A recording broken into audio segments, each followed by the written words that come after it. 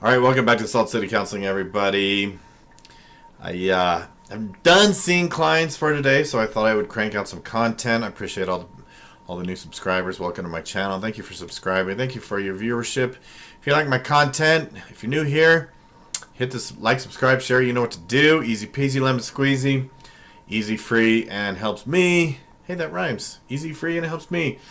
If you really like my content, I have some links in the description below where you can hit the tip jar, and that gratuity helps me keep this content moving for you. And for those of you that have already sent me some gratuity, I really super appreciate it. Thank you so much. If you are going through a high conflict divorce or custody, I have some Udemy courses. Those links are in the description below. Let's see, what are we talking about in this video? We're talking about telehealth, telemed, therapy online, and also I'm going to insert some thoughts on some of these online platforms, specifically BetterHelp. I've done a little bit of everything, I swear, including I had a very, very short tenure with BetterHelp, and I'll weigh in on that and whether or not I feel like you will be able to get the help that you need online. And so here we are, right? It's 2020, and there's a certain virus going around. Perhaps you've heard of it, and it's really a strange virus. I was talking to one of the company owners that I work for today. He had it recently, and he was sharing some information on it that was really fascinating, really intriguing, and made me think about some things. Anyways, so obviously people are opting into telehealth and telemed and getting online therapy. So here are my thoughts on this situation, because I know that there are a lot of therapists that have done strictly online telehealth for the last, since March, and have discontinued seeing people in person and have strictly done it online since March.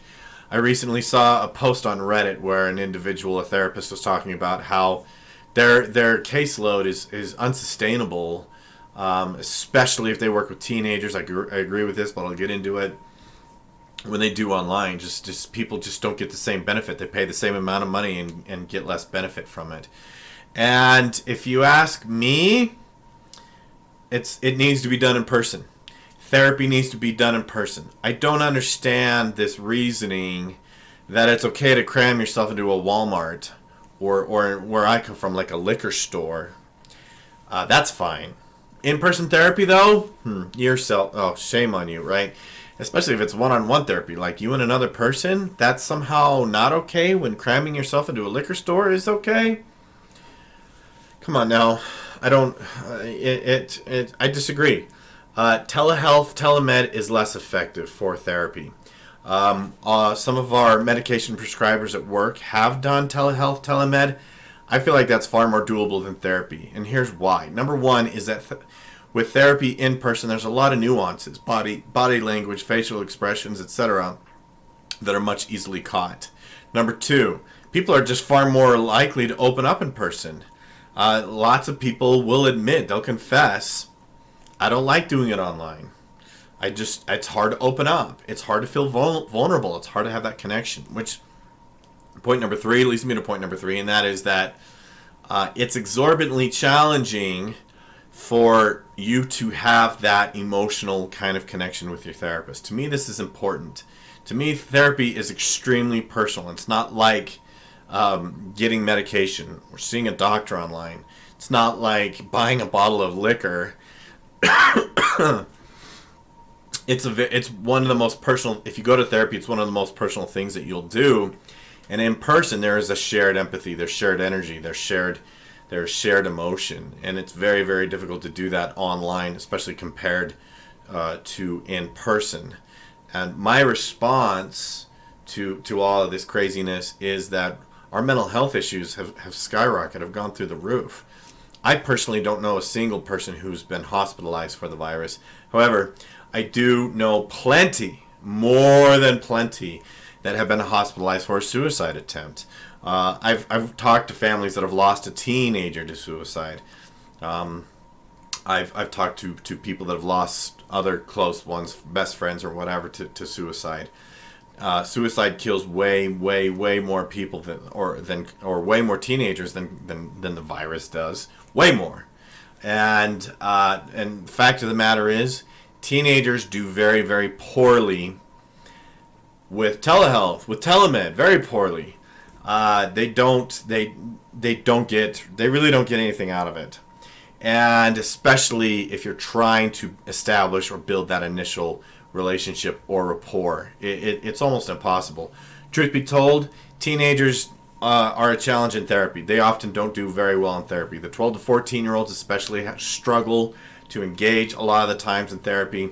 But to do it online, like that's just asking too much, especially to put these expectations on a therapist to be able to help your teenager through the medium of online therapy for the abysmal pay that they get. Forget it, man. It's unrealistic. And so actually I think it was early May, because we had like a 6 or so week shutdown, and so many of the kids that I worked with were working with, and some of them I still do, had such a massive decline during that time. And I approached the boss and I was like, I got to do this in person. I'm just not going to watch these kids deteriorate when I know that I can help them in person. And fortunately, I'm really lucky. The boss was like, yeah, it's your choice. I mean, you got to do what you think is best, right? And I'm struggling to know how people in their minds think that, if people die from COVID, unacceptable. I was going to avoid saying it. Oh, well, people die from the virus, unacceptable. People die from suicide, what are you going to do? Man, that's a struggle of mine. And so, if you ask me, therapy is essential service. Therapists are essential workers. If grocery store workers or people that work at liquor stores are fine to go to work 8 hours a day, then therapists certainly should be. How this is not viewed as essential is beyond me. And when I see these therapists online where it's like, yeah, I've been doing telehealth for since March, it's like, did your state government really say that therapy had to be done strictly online? Did they really say that? Walmart's fine, Costco's fine. Online therapy, not fine. I maybe comment in the below if your local area or if your local government has said no, online therapy is off the table. You may not do that. That just seems like heinously negligent to me. But I've never heard of that. I've never heard of a government saying that. And so all of that being said, right, there are other online platforms like BetterHealth. Now, I believe it was in the summer of 2019 that I got on with BetterHealth. Usually I see a slump in the summer because I work with teenagers and I wanted to pick up some extra scratch. And so I got on with BetterHelp. And quite frankly, I had a lot of concerns with doing therapy with BetterHelp. And I know that they tell, like, oh, we have these counselors and they care about you and you can message them anytime. And this and that and the other, and it's affordable. Here's the thing, if it's super cheap to you, then the therapist gets paid like crap. And I found that working for a platform like BetterHealth is basically as economically viable as driving for Uber.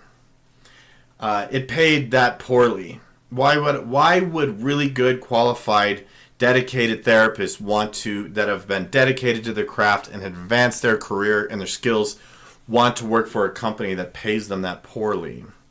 Riddle me this, right? And I just found that wasn't the case. It was a joke. It was a joke how poorly it paid. It was a total joke. And so they can't, here's the thing, they can't offer something cheap to you without shafting the therapist. And you're just frankly not less likely to get good clinicians and stay with them. Good clinicians are going to figure it out and be like, man, this is a joke. I'm out of here. Good luck. And it's hard bouncing from therapist to therapist. But the other thing that I really disliked about BetterHelp was they would bug me about messaging clients.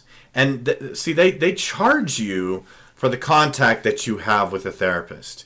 And I would message people back and I'd be waiting for them to send the next message or take the next step or do the next thing, because I was the last one to send anything to them, and the ball is in their court. It's their life, it's their therapy, it's their response. And BetterHelp was sending me threatening emails saying you've gone too long without sending messages to your clients, and we're going to penalize you if you don't get on it. And I was like, this is unethical. They charge you when you have contact or with your therapist. They're bugging the therapist to message you frequently. Like if you go 2 days without messaging them, they're bugging you. Hey, you haven't messaged these people. And it's unethical. They want to take your money. I mean, obviously they want to make a profit. You can't blame them for that, but it's unethical. And I was like, no, I'm not going to do this. And so they said, well, and then they put my account on hold. You're not going to get any new clients until you comply. Then I'm like, you know what? I'm out of here. Screw this. And I wasn't with them long enough or had any contact with any of the people there to really like have a really strong feeling on the situation, but just sort of based on that type of stuff. By the way, if you are a therapist and you are a clinician and you're thinking, oh, BetterHelp is a good way to pick up some extra scratch, that's fine. That's your choice. Go ahead. Do your thing, whatever. But keep your own patient records. So if something happens and you get pulled for whatever, a court situation or whatever, you're not going to be able to get your health records from BetterHelp. They're not going to give them to you. They will take ownership of them, which is another reason why I discourage therapists and from having dealings with them. But if you do, keep your own health records, keep your own notes, handwrite them, put them in a lockbox or something. But that's the other thing is like my concern with these online platforms is they know they can't make money without a therapist license, and they treat us like crap. We made tons of sacrifices and worked really hard to get where we are, and they just kind of want to take advantage of that. So that is my 2 cents and my weigh in on online platforms like BetterHelp, telehealth, telemed. Just do it in person, folks. It's essential. It's really needed. Take care of your mental health. It's super important. Thank you for watching. Like, subscribe, share, blah, blah, blah. We'll see you next time.